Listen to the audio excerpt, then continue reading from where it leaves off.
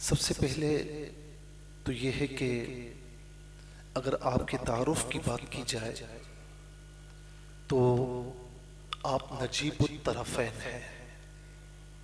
والد کی طرف سے حسنی سید اور والدہ محترمہ کی طرف سے حسینی سید ہے، اور 537 سنہ ہجری میں 14 رجب المرجب قصبہ سنجر میں یا سجز کہا جاتا ہے، وہاں آپ کی پیدائش ہوئی، اور 627 سے لے کر 634 تک آپ کے وصال ظاہری پر اقوال ہیں، اور کہا یہ جاتا ہے کہ 633 سنہ ہجری میں آپ کا وصال ہوا، اور آپ جو اس راہ سلوک کی طرف آئے، یہ واقعہ بھی آپ نے سن رکھا ہوگا کہ جب آپ کی عمر مبارکہ 15 سال تھی تو اس وقت ابراہیم قندوزی رحمت اللہ تعالی علیہ ایک اللہ کے ولی، دور رس نگاہیں، اور جسے کہتے ہیں مجذوب ٹائپ،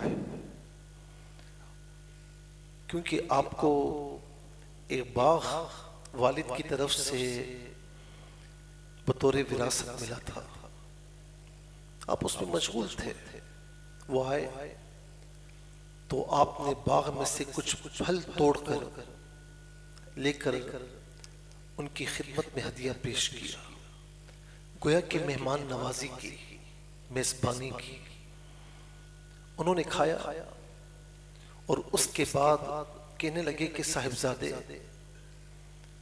تم نے ہماری میزبانی کی، ہم نے تمہاری مہمان نوازی قبول کی، اب ہم میزبانی کریں گے اور تم مہمان نوازی قبول کرو۔ یہ کہتے ہوئے انہوں نے اپنی گدڑی سے ایک باسی روٹی کا ٹکڑا نکالا اور کہا کہ اسے کھا لیجیے۔ خواجہ غریب نواز رحمت اللہ تعالی علیہ نے ان کا دل رکھنے کے لیے کہ مہمان ہے کہیں ناراض نہ ہو جائیں، ان کا دل رکھنے کے لیے باسی روٹی کا ٹکڑا کھا لیا، اور فرماتے ہیں کہ کھاتے ہی اللہ تعالیٰ نے میرے دل کی دنیا کو بدل ڈالا،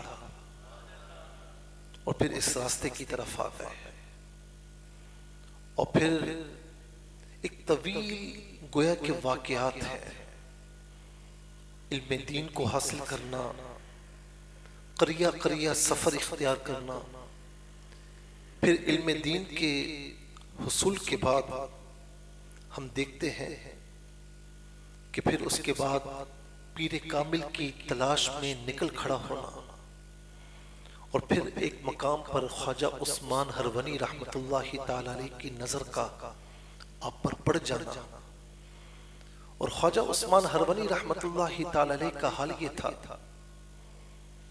کہ ان کے گرد مریدین کا ہجوم تھا، لیکن جب آپ تشریف لائے تو آپ کو ایک خاص مقام اور مرتبہ دیا گیا، تو مریدین خلفاء نے پوچھا کہ حضور کیا بات ہے، یہ تو ابھی آیا ہے،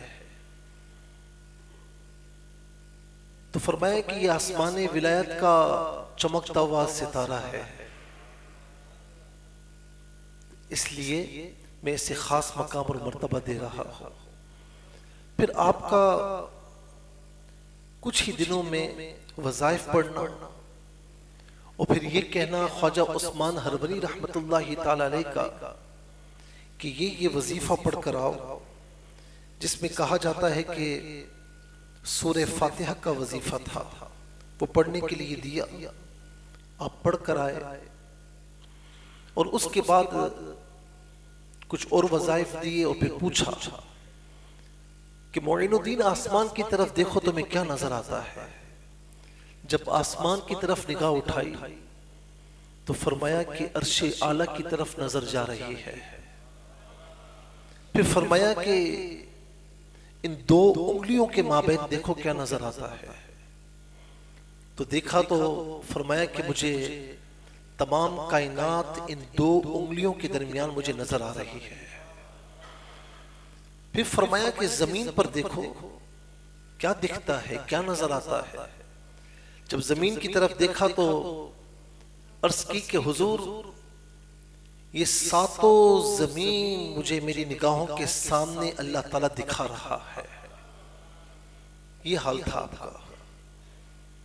اور پھر اس کے بعد خصوصی ریاضتیں اور مجاہدات آپ کو کروائے گئے، اور کہتے ہیں کہ جس وقت آپ کو خرقہ خلافت سے نوازا گیا اس وقت آپ کی 50 یا 52 سال عمر تھی۔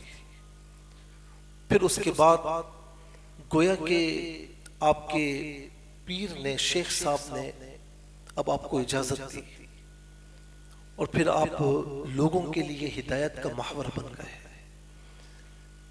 پھر ایسے محور بنے کہ ہندوستان جب تشریف لائے، آپ کی زندگی کے 52 سال ہٹا دیجئے، ہندوستان تشریف لائے، جس وقت آپ کا تشریف لانا تھا تو وہاں ہندوستان کے اگر حالات آپ پڑھیں تو کفر کی ظلمتوں کا دور دورہ تھا، شرک کے اندھیروں میں ہندوستان ڈوبا ہوا تھا۔ جب آپ تشریف لائے تو کوئی مسلمان دیکھے نظر نہ آتا تھا۔ بس اتنا سوچ لیجئے کہ جب دنیا سے تشریف لے گئے تو آپ کے تشریف لے جانے سے پہلے آپ کی کوششوں سے اللہ تعالیٰ نے 90 اور ایک روایت کے مطابق 95 لاکھ کفار کو اسلام میں داخل فرمایا، اور میں سمجھتا ہوں کہ یہ آپ کی سب سے بڑی کرامت ہے، سب سے بڑی کرامت ہے۔ اب جب ہم دیکھتے ہیں تو آپ کے حلقہ مریدین میں، حلقہ خلفاء میں بڑے بڑے علماء کا آنا جانا۔ آپ کے خلفاء میں آپ دیکھیں نا، قطب الدین بختیار کاکی، بابا فرید الدین گنج شکر، اللہ اکبر، بابا نظام الدین اولیاء رحمت اللہ تعالی علیہ اجمعین، حضرت امیر خسرو رحمت اللہ تعالی علیہ۔ اور آج بھی اس دور میں آپ دیکھیں کہ راول پنڈی میں گولڑا شریف دیکھ لیجئے، چشتیاں شریف دیکھ لیجئے، سیال شریف دیکھ لیجئے، اور اس کے علاوہ کتنی خانقاہیں ایسی ہیں کہ جو آپ کے در اقدس سے منسوب ہیں۔ اس وقت بھی بڑے بڑے علماء آپ کی خدمت میں بیٹھتے تھے، اور آپ انہیں جو ہے وہ تقریر فرمایا کرتے تھے، ان کی اصلاح فرمایا کرتے تھے۔ اب اسی میں جب آپ اصلاح فرماتے اور آپ کی مجالس ہوتی تو ان مجالس کو قطب الدین بختیار کاکی رحمت اللہ تعالی علیہ نے تحریر کیا، اور کئی مرتبہ ایسا ہوا کہ آپ نے قطب الدین بختیار کاکی رحمت اللہ تعالی علیہ کو خطوط لکھے، اور اس میں بھی اصلاح اصلاح اصلاح، قرآن کی طرف لانا، حدیث کی طرف لانا، اللہ تعالیٰ اور اس کے حبیب علیہ السلام کی بارگاہ سے جوڑ دینا، آپ کی مجالس میں یہی ہوا کرتا تھا۔ تو جو مجالس تحریر کی گئیں، خطوط تحریر کیے گئے خاص طور پر مجالس کے حوالے سے، وہ کتاب ہے دلیل العارفین، اس میں یہ تمام کے تمام مجالس درج ہے۔ ایک مجلس کا ذکر کرتے ہوئے قطب الدین بختیار کاکی رحمت اللہ تعالی علیہ لکھتے ہیں کہ خواجہ صاحب نے فرمایا کہ عارف اہل فضل ہے، عارف اہل فضل ہے، وہ اللہ کی محبت میں مستغرق رہتے ہیں۔ اب یہ بظاہر ایک جملہ ہے، لیکن اس کی گہرائی میں اتریں، اللہ اکبر، کیا کیا اصلاح کے پہلو نکلتے ہیں۔ ہم تو کہتے ہیں فلاں عارف، لیکن عارف کی تعریف بھی نہیں پتا کہ عارف ہوتا کیا ہے۔ ایک ہوتا ہے عالم، ایک ہوتا ہے عارف۔ عالم جانتا ہے، فرق سمجھیے، عالم جانتا ہے، عارف پہچانتا ہے، یہ بہت بڑا فرق ہے۔ تو فرماتے ہیں کہ عارف اہل فضل ہے، یہ وہ ہیں کہ جن پر ہمیشہ اللہ تعالیٰ کے جود و کرم کی بارشیں رہتی ہیں، یہ اللہ تعالیٰ کی رحمتوں کے سائے میں رہتے ہیں۔ اور اس کی دلیل قرآن کریم ہے۔ سورہ فرقان کا آخری رکوع اٹھائے تو کیا نظر آتا ہے؟ وعباد الرحمن، اللہ تعالیٰ نے ان کا ذکر کرتے ہوئے کیا فرمایا؟ یہ رحمان کے بندے ہیں۔ رحمان صفت مبالغہ کا صیغہ ہے، یعنی رحمان وہ کہ جس سے بڑھ کر کوئی رحم کرنے والا نہ ہو۔ تو فرمایا کہ یہ اس کے بندے ہیں جو رحمان ہیں، یعنی ان پر ہمیشہ رحمتوں کی بارشیں رہتی ہیں۔ تو فرمایا کہ عارف جو ہوتا ہے وہ اہل فضل ہوتا ہے، وجود کے ہر گوشے سے اس بات کا اعتماد کر چکا ہوتا ہے کہ سب کچھ اسی کا ہے، سب کچھ اسی کے حکم سے ہے، اور سب کچھ اسی کے نام سے ہے۔ اور اس میں ایک ہمیں عارف کا قول ملتا ہے، وہ فرماتے ہیں کہ من لہ المولا فلہ الکل، جس کا مولا ہو جائے نا، جس کا اللہ ہو جائے تو صرف اللہ اس کا نہیں ہوتا، اللہ تعالیٰ تمام دنیا اس کی فرما دیتا ہے۔ جس کا مولا ہو جائے اس کے لیے ہر کچھ ہو جاتا ہے۔ اسی لیے حضور غوث اعظم رضی اللہ تعالی عنہ سے بھی قول منسوب ہے، اور آپ کے خلفاء میں سے قطب الدین بختیار کاکی رحمت اللہ تعالی علیہ کے مرید اور پاک پتن کے تاجدار بابا فرید گنج شکر رحمت اللہ تعالی علیہ سے بھی یہ قول منقول ہے کہ 40 سال ہم نے وہ کیا جو جیسا اللہ تعالیٰ نے چاہا، ہم اس کے ہو گئے نا۔ اور حدیث پاک میں ہے کنت سمعہ الذی یسمع بہ، میں اس کے کان بن جاتا ہوں، میں اس کے کان بن جاتا ہوں، میں اس کے ہاتھ بن جاتا ہوں، میں اس کے پاؤں بن جاتا ہوں۔ سوال کر کے تو دیکھے، اس کا سوال کبھی رد نہیں کرتا، اسے ہمیشہ عطا فرماتا ہوں۔ یہ حدیث قدسی ہے اور صحیح حدیث ہے۔ تو جو اللہ کا ہو جائے دنیا اس کے پیچھے ہو جاتی ہے۔ تو فرمایا کہ 40 سال ہم نے وہ کیا جو اللہ تعالیٰ نے چاہا، اب اس کے بعد وہ ہوتا ہے جو ہم چاہتے ہیں۔ کیوں اللہ کے ولیوں کے بارے میں ملتا ہے کہ کسی کی طرف نظر اٹھا کر دیکھ لے تو اس کے دل کی دنیا چینج ہو جاتی ہے؟ کیوں ہم اللہ کے اولیاء کے بارے میں پڑھتے ہیں کہ ان کی صحبت میں کوئی آ جائے تو اللہ تعالیٰ اس کی بھی لاج رکھ کر اسے جنتی فرما دیتا ہے؟ ہم کیوں پڑھتے ہیں کہ ان کی مجلس میں کوئی ہوتا ہوا گزر جائے تو اللہ تعالیٰ اسے بھی رہگاہ جانے نہیں دیتا؟ اس کی وجہ یہ ہے کہ یہ اللہ کے ہو جاتے ہیں، اللہ ان کا ہو جاتا ہے۔ جب اللہ ان کا ہو جائے تو دنیا ان کی ہو جاتی ہے۔ اللہ اکبر۔ تو فرمایا کہ یہ اعتماد کر چکے ہوتے ہیں کہ سب کچھ اسی کا ہے، سب کچھ اسی کے حکم سے ہے اور اسی کے نام سے ہے۔ اور کہتے ہیں خواجہ صاحب رحمت اللہ تعالی علیہ فرماتے ہیں کہ عارف وہ ہوتا ہے جو تمام جہاں کو جانتا ہے اور اپنی عقل سے لاکھوں معانی پیدا کر سکتا ہے اور بیان کر سکتا ہے۔ محبت کے دریا میں وہ تیرتا رہتا ہے تاکہ اسرار کے موتی نکالتا رہے اور آگے جو اس کی مجلس میں آئیں ان کے سامنے پیش کرتا رہے۔ مزید فرماتے ہیں کہ عارف وہ ہوتا ہے اگر کھڑا ہے تو دوست کے خیال میں ہے، اپنے محبوب کے خیال میں ہے، بیٹھا ہے تو محبوب کے خیال میں ہے، لیٹا ہے تب بھی محبوب کے خیال میں ہے، دنیا کا کام کر رہا ہے تب بھی محبوب کے خیال میں ہے۔ اللہ اکبر۔ قرآن یہی بات تو بیان فرماتا ہے۔ الذین یذکرون اللہ قیاما وقعودا وعلی جنوبہم، یہ اللہ والے وہ لوگ ہیں جو اللہ کو یاد کرتے ہیں قیاما وقعودا وعلی جنوبہم، کھڑے ہوں تب بھی اللہ کی یاد ان کے ساتھ ہے، بیٹھے ہیں تب بھی اللہ کے ذکر میں ہیں، لیٹے ہیں تب بھی اللہ کی یاد میں ہیں، کوئی حالت ان کو اللہ کی یاد سے جدا نہیں کر سکتی۔ اللہ اکبر، یہ وہ ہے۔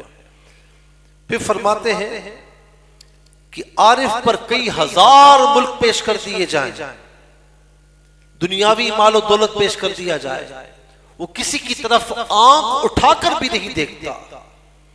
اور میرے خواجہ فرماتے ہیں کہ اس کا حال یہ ہے کہ اگر ایک قدم اٹھائے تو عرش پر جا پہنچے، دوسرا قدم اٹھائے تو حجاب عظمت تک جا پہنچے، اور تیسرا قدم اٹھائے تو دوبارہ اپنے مقام پر آ جائے۔ پھر خواجہ صاحب اس مقام پر روتے ہوئے فرماتے ہیں کہ جو ہم نے یہ مقام بیان کیا یہ عارف کا ابتدائی مقام ہے، عارف کے مقام کی انتہا کیا ہے وہ اللہ تعالیٰ ہی جانتا ہے۔ عارف اہل فضل ہے، وہ اللہ کی محبت میں مستغرق رہتے ہیں، اللہ کی یاد میں مستغرق رہتے ہیں۔ اسی لیے ایک مقام پر ابراہیم ادم رحمت اللہ تعالی علیہ کو جب وہ اللہ کے ولی بنے تو اس کے بعد کسی نے دیکھا کہ وہ دریا کے کنارے اپنی قمیص یا کچھ سی رہے ہیں۔ اس دیکھنے والے نے انہیں اس وقت بھی دیکھا تھا جب وہ بادشاہ تھے، سینکڑوں خادمین، سینکڑوں گارڈز ان کے ارد گرد رہا کرتے تھے۔ تو پوچھنے والے نے کہ حضور پہلے آپ بادشاہ تھے، آپ کے ایک ایک کام کے لیے سینکڑوں خادمین ہمہ وقت موجود رہتے تھے، آج آپ دیکھیں کس حال میں ہے، یہ کیا اختیار کر لیا آپ نے، اپنی قمیص خود سی رہے ہیں۔ تو آپ نے مسکراتے ہوئے اپنی وہ سوئی دریا میں پھینکی، اور پھر اس کے بعد آواز لگائی کہ مچھلیوں میری سوئی مجھے واپس کر دو۔ تو دیکھنے والے نے دیکھا کہ ہزارہ مچھلیاں اپنے منہوں میں سونے اور چاندی کی سوئیاں لے کر حاضر ہو رہی ہیں۔ کہا مجھے میری سوئی چاہیے، مجھے یہ نہیں چاہیے۔ پھر ایک مچھلی آپ کی سوئی اپنے منہ میں لے کر آپ کی خدمت میں حاضر ہوئی۔ من لہ المولا فلہ الکل، جو اللہ کا ہو جائے تو وہ عارف ہے نا، تو پھر وہ اہل فضل ہے، جو اللہ کی یاد میں مستغرق رہتا ہے تو پھر اسے دنیاوی طور پر کسی چیز کی حاجت نہیں رہتی۔ اللہ تبارک و تعالی دنیا اس کے پیچھے لگا دیتا ہے، لیکن ان پر کوئی فرق نہیں پڑتا۔ ہزارہ ملک پیش کر دیے جائیں، مال و دولت دنیا پیش کر دی جائے، وہ اللہ کی یاد سے ہٹتے نہیں ہیں۔ ایک مقام پر فرماتے ہیں، ایک مجلس تھی، اس میں فرمایا کہ حق تو یہ ہے کہ اس کی دوستی میں دو جہاں بھی خرچ کر دیں تو یہ بھی کم ہے، یہ بھی کم ہے۔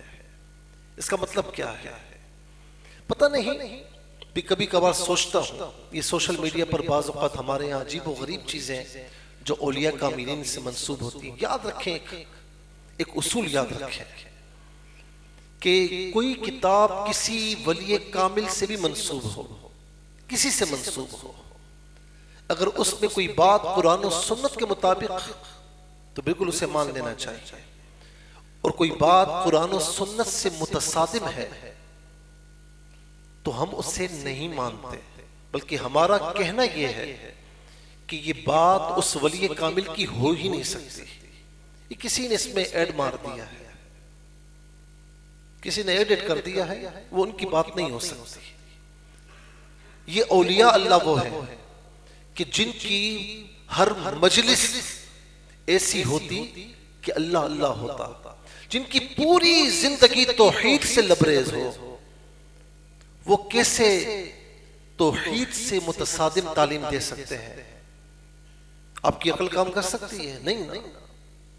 جو توحید کرتا ہو، جو اللہ اللہ کرتا ہو، وہ کبھی اللہ کے علاوہ کسی اور چیز کی طرف کسی کو لے کر نہیں جا سکتا۔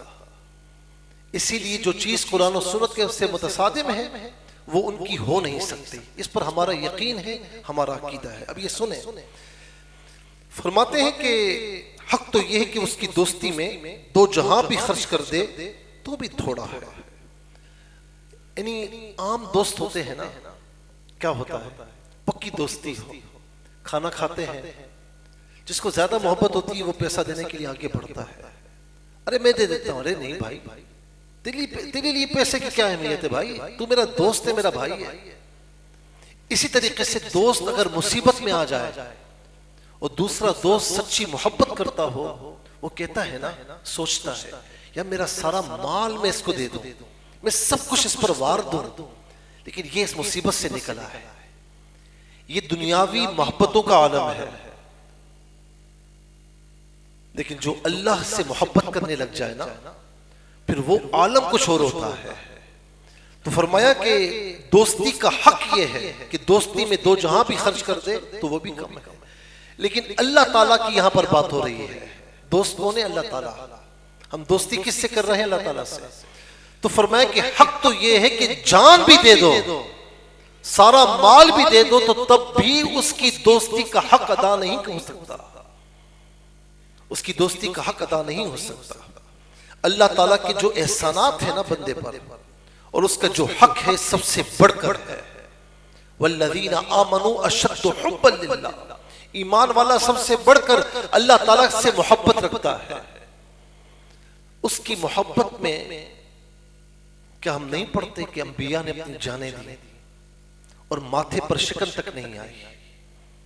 سب سے بڑھ کر آپ دیکھیں کہ رسول کریم صلی اللہ علیہ وسلم نے کتنی سختیاں برداشت فرمائیں اللہ تعالیٰ کی یاد میں، اللہ تعالیٰ کی محبت میں۔ صحابہ کرام کاٹا گیا، انہیں مارا گیا، شہید کیا گیا بے دردی سے۔ خود آپ کے نواسے امام حسین رضی اللہ تعالی عنہ کا سر اقدس نیزے پر چڑھایا گیا، لیکن زبان سے اف تک نہیں فرمائی۔ کیوں؟ کہ جس کی ہم دوستی کا دعویٰ کرتے ہیں، ارے اس کی بارگاہ میں جان چلی جائے، سارا مال چلا جائے تو وہ بھی کم ہے، تب بھی حق ادا نہیں ہوتا۔ ابراہیم علیہ السلام کے پاس ایک مرتبہ امتحان کے لیے فرشتے آئے تو آ کر کہا کہ سبحان ذی الملک والملکوت سبحان ذی العزت والعظمت، یہ جو ہم دعائے تراویح پڑھتے ہیں یہ پوری پڑھی، آپ جھوم اٹھے۔ تو اس کے بعد فرمایا کہ ذرا دوبارہ سناؤ، کہا ایسے نہیں سنائیں گے، کچھ دیں۔ تو اپنی بکریوں کا آدھا ریوڑ ان کے حوالے کر دیا، کہا یہ کلمات دوبارہ سنا دو، پھر سنائے، پھر جھوم اٹھے، کہا کہ پھر سناؤ، کہا کہ کچھ دیں گے نہیں تو ہم سنائیں گے نہیں، تو کہا کہ یہ بکریوں کا پورا ریوڑ لے جاؤ، لیکن مجھے میرے محبوب میرے دوست کی کلمات دوبارہ سنا دو۔ اللہ اکبر۔ تیسری مرتبہ سنائے تو پھر جھوم اٹھے، تو کہا کہ مجھے پھر سناؤ، کہا کہ یہ اللہ کے نبی علیہ السلام پہلے جو کچھ تھا آپ نے دے دیا، اب آپ کے پاس دینے کے لیے کچھ نہیں، ہم سنائیں گے نہیں جب تک آپ دیں گے نہیں۔ تو جانتے ہیں کیا کہا؟ فرمایا کہ ان بکریوں کے ریوڑ کو چرانے کے لیے مجھے ساتھ لے کر چلے جاؤ، لیکن مجھے میرے محبوب کی کلمات دوبارہ سنا دو۔ اللہ اکبر۔ یہی حال خواجہ صاحب رحمت اللہ تعالی علیہ کا تھا نا، جہاں ابراہیم کندوزی سے ملاقات ہوئی تو تیسرے روز، 3 روز کے بعد اپنا باغ، اپنی پنچکی، جو بھی دنیاوی مال تھا نا، وہ اللہ تبارک و تعالیٰ کی بارگاہ میں وقف کر دیا، فی سبیل اللہ آپ نے خیرات فرما دیا، اور اس کے بعد اللہ تعالیٰ کی یاد میں چل نکلے۔ پھر اللہ تعالیٰ نے وہ مقام اور وہ مرتبہ عطا فرمایا کہ آج صدیاں گزر گئیں، صدیاں گزر گئیں، لیکن کوئی مسلمان ایسا نہیں کہ جس کے سامنے خواجہ معین الدین چشتی، ارے نام چھوڑیے، غریب نواز کہا جائے تو وہ خواجہ صاحب کو جانتا نہ ہو، خواجہ غریب نواز کو جانتا نہ ہو، ایسا ہوتا نہیں ہے۔ مسلمانوں کا بچہ بچہ آج ان کو جانتا ہے۔ نہ ان کے دور میں سوشل میڈیا تھا، نہ ان کے دور میں واٹس ایپ تھا، کچھ بھی نہیں تھا، لیکن چونکہ ان کی محبت لوگوں کے دلوں میں ڈالنے کی ذمہ داری کسی اور کی نہیں ہے، اللہ رب العالمین کی ہے نا، تو اللہ تعالیٰ یہ ذمہ داری ادا فرماتا ہے اور لوگوں کے دلوں میں غیب سے ان کے لیے محبتیں انڈیل دی جاتی ہیں۔ میں آخری واقعہ عرض کرتے ہوئے بات ختم کر رہا ہوں، میرا وقت ختم ہو چکا ہے۔ وہ بابا فرید الدین گنج شکر رحمت اللہ تعالی علیہ، یہ بھی چشتی ہیں۔ آپ کے دادا جو پیر ہیں وہ خواجہ صاحب رحمت اللہ تعالی علیہ ہیں، اور انہی کے چشتی سلسلے کے پیر مہر علی شاہ صاحب رحمت اللہ تعالی علیہ اپنی مریدین کے ہمراہ پاک پتن تشریف لائے، تو وہاں پر کیا ہو رہا تھا؟ اللہ محمد چار یار حاجی خواجہ قطب فرید حق فرید یا فرید، یہ نعرے گونج رہے ہیں۔ مریدین نے پوچھا کہ یہ کیا ہے حضرت؟ تو فرمایا سیدھی بات ہے، تمہیں سمجھ نہیں آتی؟ اللہ تعالیٰ کا وعدہ ہے فَاذْكُرُونِي أَذْكُرْكُمْ، تم مجھے یاد کرو میں تمہیں یاد کروں گا۔ تو انہوں نے پوری زندگی اللہ تعالیٰ کو یاد کیا۔ اب یہ زیر زمین چلے گئے تو اللہ تبارک و تعالیٰ اب اپنا وعدہ پورا فرما رہا ہے، اور لوگوں کی زبانوں پر، لوگوں کے دلوں میں ان کا ذکر، ان کی یاد کو جاری و ساری فرما دیا ہے۔ اللہ تعالی ہم سب کو خواجہ غریب نواز رحمت اللہ تعالی علیہ کے نقش قدم پر چلنے کی توفیق نصیب فرمائے۔ کل انشاءاللہ آپ کا عرس مبارک ہے، یہ صالح ثواب کیجئے گا، ہدیتاً تحفتاً کچھ نہ کچھ پیش کیجئے گا، اور ان کے وسیلے سے اللہ تعالیٰ کی بارگاہ میں ضرور دعا کیجئے گا۔ اللہ تعالیٰ سب کو خواجہ صاحب رحمت اللہ تعالی علیہ کی حیات طیبہ کے صدقے میں سب کو برکات اور رحمت عطا فرمائے۔